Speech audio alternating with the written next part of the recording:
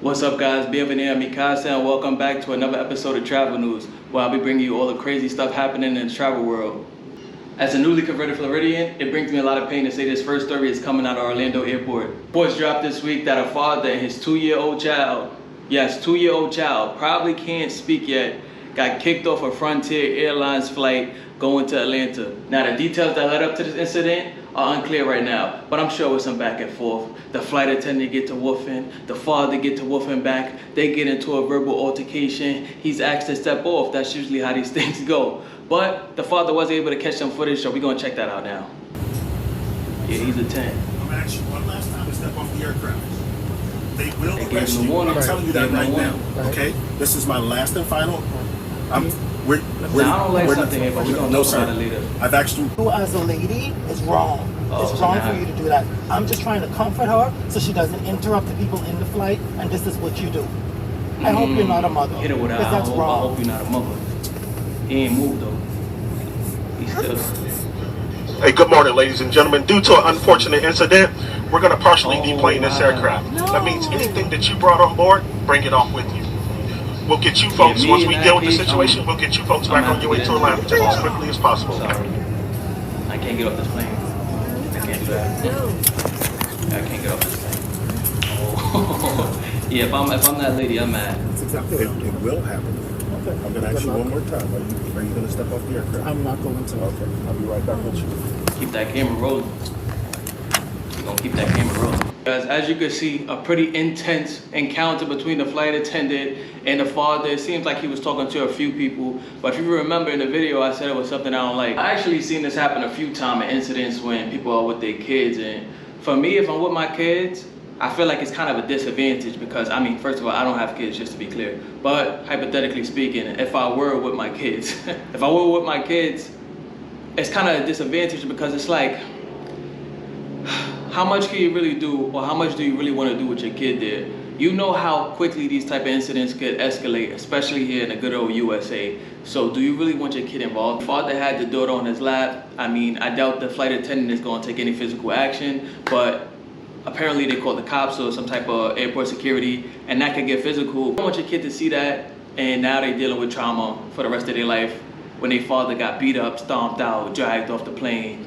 And you can't erase stuff like that. So I get it, you want to stand on your fold, you want to stand on your principles, you don't want to back down, but man, sometimes you got to back down because it's not worth it. Like, you putting your child in danger, you putting yourself in danger. I just don't think it's a bright idea. On the other hand, I kind of feel like in situations like this, parents use their child as a scapegoat because you know if the kid is on your lap, if you're with a kid, it's very hard for the police to do anything to you. So you want to keep them close, you want to keep them by you, hoping that, you know, either you might catch a lawsuit because your kid was there, which makes the situation 20 times worse. If they just stomped your head in while you was there and nobody else, or another adult, nobody really cared, man. You a grown man, you just got beat up and taken to jail for not following the rules. But it's a whole different situation when you with your toddler, your infant, or just your kid in general. So I do think some parents try to use their kid as a scapegoat, you know, try to, you know, I don't know, manipulate the situation in some cases.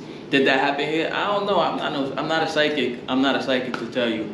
Taking off and landing are the two most dangerous times in a flight. At least they say that. I don't know if the most dangerous or the times that airlines feel like they can actually help passengers or, you know, be the most effective in avoiding a situation. I feel like being in that air, I'm in danger.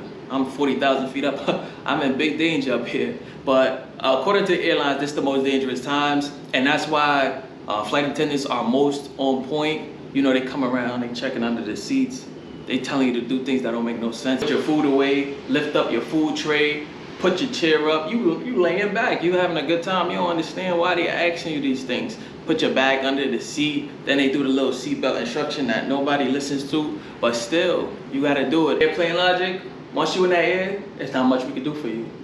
I'm gonna be honest. There's not much they can do for you. You 40 feet up, what they about to do? You hope you don't think nobody coming up there to get you. But when you're on the ground, preparing to take off, yeah, it's a lot of things they can do. If an emergency happens, people scattering, they get to running. It's pure chaos.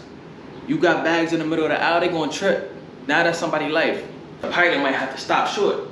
He stopped short.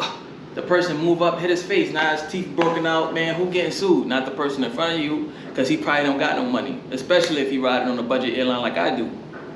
We don't got no money like that to be getting sued. Major airlines and Cancun International Airport have agreed that the new recommended time to arrive at Cancun Airport is 5 hours before your flight departs.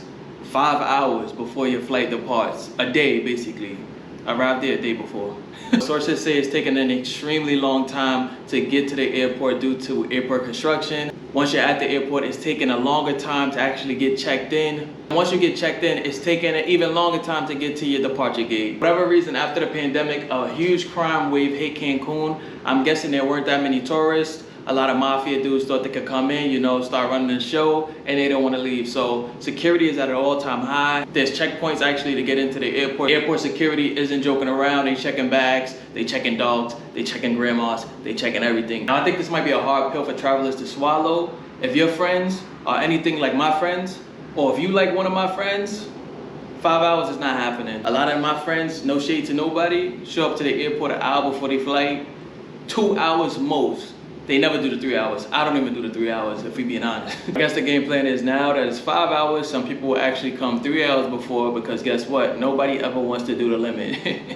So if it's 5 hours, now people might come 3 hours before. And now hopefully you don't gotta be running through the airport, knocking everybody over, asking people if you could skip them, doing all this madness on a security line, dramatics on 10, telling the security officer you late for your flight. Can you get by? All of this stuff, you probably don't gotta do that no more. We'll see where it goes, man. It might catch on quick. It might be the new norm, but who knows?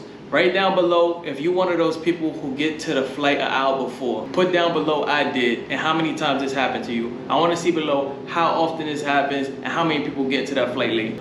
Our next story is coming straight from our good friends over there at Spirit Airlines. Footage surfaced this week of a Spirit Airline member getting it on with a female passenger. It's really crazy to me that incidents happen this much. People getting hands put on them by airline workers.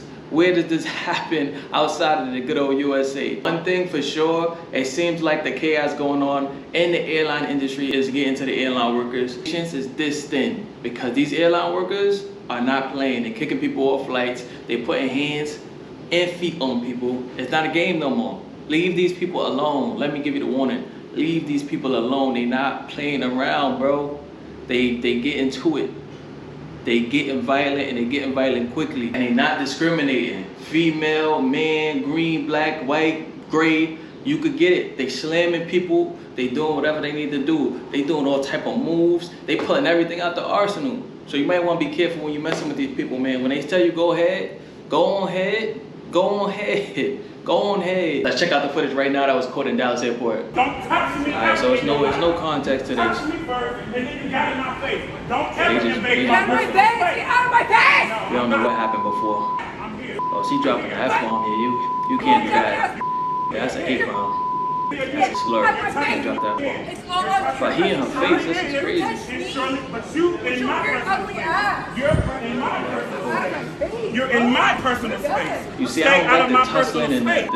the hand. And, see, so this is where somebody come and break this up. And people recording, nobody want to jump in. Even though I like people recording. Oh, he dropped it off. Oh, big boy move. Oh, big boy move. Hey, stop it! Oh, big boy move. Oh, he dropped it off on her. Wow.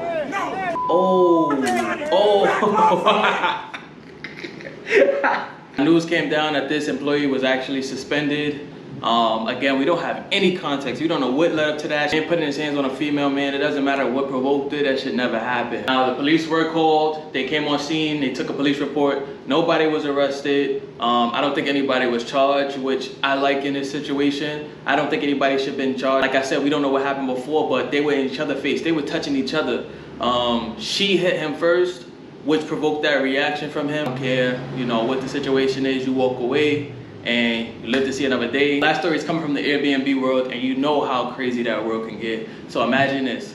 You setting up a nice little vacation for you and your little boo thing. Little vacation, nothing crazy. But you want to get a little different.